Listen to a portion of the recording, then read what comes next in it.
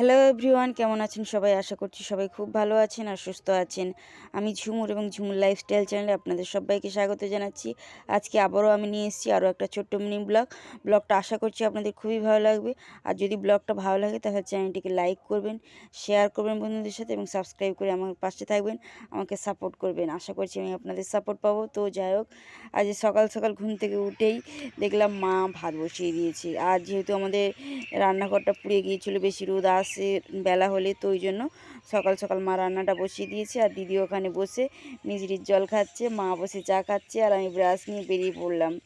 একটু কলের দিকে যাব। আজকে আমি লেট করে একটু ঘুম থেকে উঠেছিলাম, কলতলার দিকে যাচ্ছি। ডেলি কিন্তু আমি অ্যালার্ম দিয়ে রাখি, কিন্তু কেন জানি না আজকে অ্যালার্মটা বাজেনি আর আমারও ঘুমটা ভাঙেনি, বাড়িরও কেউ আমায় ডাকেনি, তাই আমার লেট হয়ে গেছে ঘুম থেকে উঠতে। আর চলে গেলাম কলতলায়, গিয়ে দেখি জলের তো হেভি অসুবিধা হচ্ছে, জল তো আসছেই না। তার উপরে এত লোকের লাইন, আর কত বোতল ড্রাম জড়ো হয়ে গেছে, জল তো কি সরু হয়ে পড়ছে। আর অন্যদিকে তো জলই আসেনি, আমাদের এই কলটা তবু জল এসেছিলো।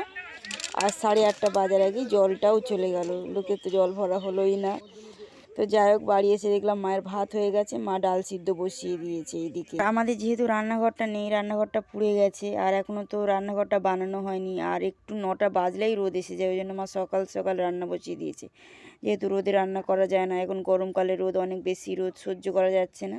তো মা ওখানে রান্নাটা করছিল, আর আমি এখানেই বসে পড়লাম একদম মায়ের কাছে, আর ঘরের মধ্যে গেলাম না।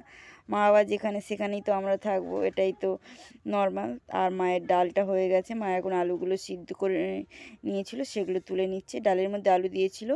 তো আজকে নিরামিষ আমাদের, আমরা বৃহস্পতিবার দিনে নিরামিষ খাই।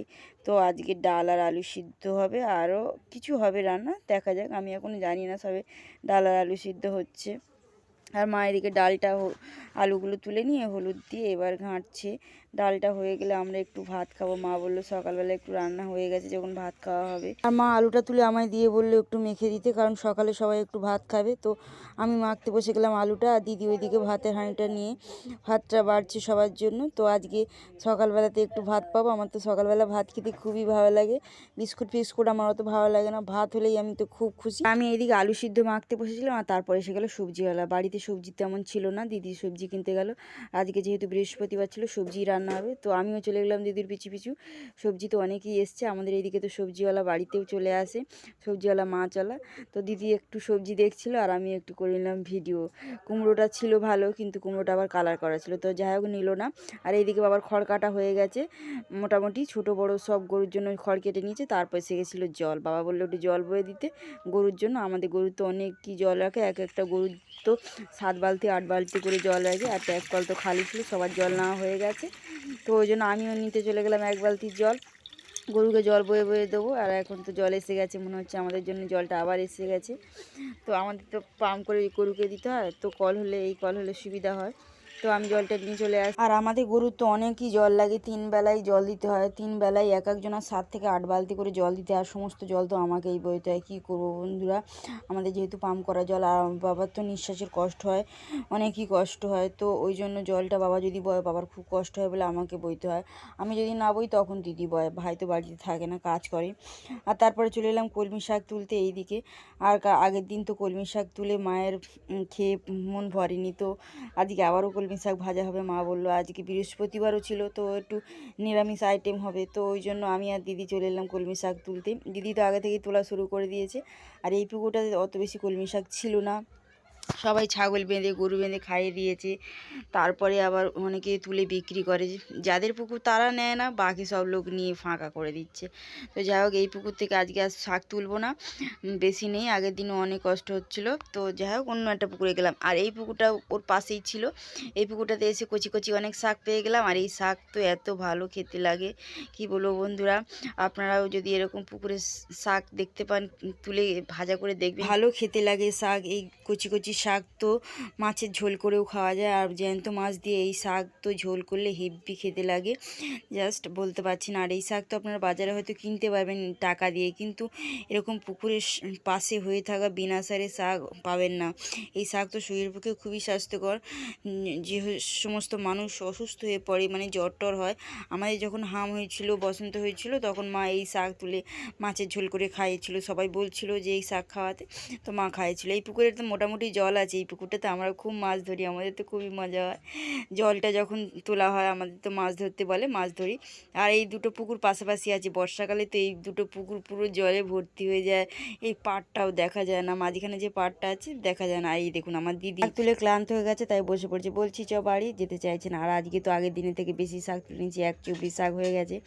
আগের দিন শাক ভাজা হয়েছিল, মায়ের কম হয়েছে বলে মায়ের বললো বেশি করে শাক নিয়ে আসতে, আর আজকে তো একদম বেশি করে শাক নিয়েছি তো সবার আজকে বেশি বেশি শাক হয়ে যাবে, কোনো অসুবিধা নেই। তো বাড়ি যাব, আর বাড়িটা আগে যে রাস্তা দিয়ে এলাম সেটা এই রাস্তা নয়, এই রাস্তাটা দিয়ে যাচ্ছি। আর দেখছি কেউ যেন দেখতে না পায়, দেখতে পেলেই বলবে এত শাক তুলেছো, এত শাক তুলেছো। কেউ তুলবে না কিন্তু বলতে থাকবে। তো যাই হোক বাড়ি যাব, আর এই হচ্ছে আমার বাড়ি যাওয়ার পথ, আপনাদেরকে দেখিয়ে দিচ্ছি। আর ওই দেখা যাচ্ছে আমার বাড়ি, খোলার টালি দেওয়া বাড়ি আমাদের। আর এসেই দিদি বাসন মাজতে বসে গেছে, আজকে অনেক বাসন পড়ে গেছে, তো দিদি বাসন মাজতে বসে গেছে। সকালবেলা সবাই খাওয়া দাওয়া করেছে, তো বাসন অনেকটা পড়ে গেছিলো, দিদি এখন বাসন মাজে। আর আমাদের বাড়িতে দিদি সবসময় বাসন মাজে, আমি খুব কম মাজি। আর আমি কাটবো শাকটা, যে শাকটা তুলে আনলাম সেই শাকটা কাটতে বসে যাব। মেয়ে হয়েছে যখন টুকিটাকি তো কাজ করতেই হবে, পড়াশোনার সাথে কিছু তো করার নেই, এটা তো মেয়েদেরই কাজ। ঝাঁট দেওয়া, ঘর মোছা, বাসন মাজা, সবজি কাটা, এগুলো তো মেয়েরাই করে। আর এইদিকে আমার বাবা দুধ দেওয়া হয়ে গেছে, দুধটা গুছিয়ে নিচ্ছে। আর ওই যে দেখতে পাচ্ছেন মগ মতন, ওটা হচ্ছে 500-র জন্য, আর যে গ্লাসটা রাখা হয়েছে ওটা 250-র জন্য। বোতল নেওয়া হয়ে গেছে, তারপরেও বালতিতে দুধ আছে। তো যাই হোক এই দুধটা বিক্রি করতে চলে যাবে, ব্যাগে গুছিয়ে নিচ্ছে। বন্ধুরা, ঘরের কাজ যেমন ঝাঁট দেওয়া, বাসন মাজা বলুন, মোছা কিংবা সবজি কাটা, আরও যেসব কাজ থাকে, গুছানো, জামা কাপড় গোছানো, আলনা গোছানো, শোকেস গোছানো, এগুলো তো করতে আমার খুবই ভালো লাগে। আর ঘরের কাজ করলে কেউ মাসি হয়ে যায় না, ঘরের কাজ তো ভালোবেসেই করতে হয়, যেহেতু মেয়েদের কাজ তো মেয়েরাই করবে, কি বলুন বন্ধুরা? একমত হলে অবশ্যই কমেন্ট করে জানাবেন। তো যাই হোক এদিকে শাকটা কেটে আমি ভালো করে ধুয়ে নিচ্ছি কলতলায় এসে। আর এই শাকটা তো খুবই ভালো করে ধুয়ে নিতে হয়, কারণ শাকে তো অনেক বালি টালি থাকতে পারে, যেহেতু পুকুরের পাড়ে হয়েছিল। আর এমনিতেও কোনো পোকা টোকা উঠলে তো ভালো করে ধুয়ে নিতে হয়, তো সেটাই আমি করছি। আর আজকে তো ছিল একটা স্পেশাল ডিশ, সেটা হচ্ছে বেগুন ভাজা। বেগুন ভাজাটা তো বিনা তেলে আজকে বেগুন ভাজা হয়েছে। আজকের এই বেগুন ভাজা রেসিপিটা আমার মা বানিয়েছিল। আর ভিডিওটা আজকে এই পর্যন্তই রাখছি, আবার আপনাদের সাথে দেখা হবে নতুন ধরনের কোনো ভিডিওতে। খুব ভালো থাকবেন সবাই, থ্যাংক ইউ সো মাচ।